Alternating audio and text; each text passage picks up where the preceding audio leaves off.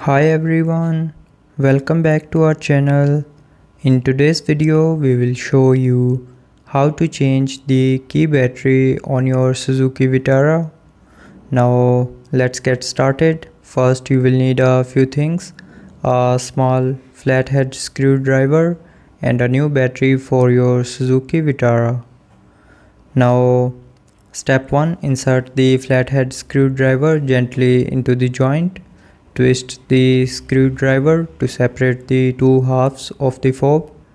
Be careful not to use too much force. Now step 2, once you have opened the fob of Suzuki Vitara, note the orientation of the old battery before removing it. You will need to place the new battery in the same way. Now step 3, take your new battery and insert it into the compartment. And then step 4, snap the two halves of the fob back together. You should hear a click when it's securely closed. Now after that, the step 5, test the key fob to make sure it's working.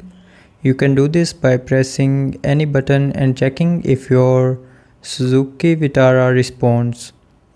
So by this method you can change the Suzuki Vitara key fob.